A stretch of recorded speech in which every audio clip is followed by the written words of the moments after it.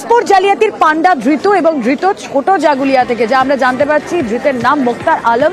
কিন্তু এই পাসপোর্ট জালিয়াতিতে কিভাবে তার লিঙ্ক, কিভাবে পাসপোর্ট জালিয়াতির পান্ডা হয়ে উঠেছিল এই মোক্তার আলম, জানার চেষ্টা করব। অমিত প্রতিনিধি রয়েছেন সঙ্গে। অমিত, এই পাসপোর্ট জালিয়াতির জাল কতদূর? তদন্তকারীরা এই মুহূর্তে হন্যে হয়ে তা খুঁজে বেড়াচ্ছে, কিন্তু এই যে মোক্তার আলম যাকে এই মুহূর্তে গ্রেফতার করা হয়েছে, কে সে, কিভাবে সে কাজ করতো এই জালিয়াতিতে?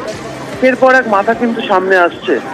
সমরেশ বিশ্বাসকে সপ্তাহ দেড়েক আগে গ্রেপ্তার করা হয়, যিনি পাসপোর্ট জালিয়াতি অন্যতম একটি চক্রের মাথা।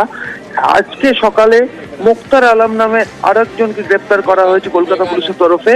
তিনিও এই পাসপোর্ট চক্রের অন্যতম মাথা, বা এর আগেও ভুয়ো নথি তৈরি করার অপরাধে চুঁচুড়া থানা তাকে গ্রেপ্তার করেছিল।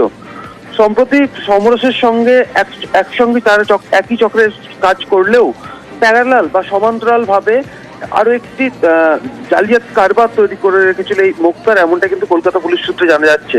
সেক্ষেত্রে তার নিজস্ব এজেন্ট, সাব এজেন্ট রেখে বাংলাদেশের নাগরিকদেরকে অবৈধভাবে এই দেশে আনা, এবং শুধু আনা নয়, তাদেরকে শেল্টার দেওয়া, আশ্রয় দেওয়া, তাদের হয়ে নথি তৈরি করে দেওয়া, পাসপোর্ট তৈরি করে দেওয়া, এমনকি প্রয়োজন হলে কোনো অনুপ্রবেশকারী যদি অন্য রাজ্যে যাওয়ার প্রয়োজন থাকে সেখানে পাঠানো, সমস্তটাই মোক্তার করতো, এমনটা কিন্তু তদন্ত উঠে আসছে তদন্তকারীদের হাতে।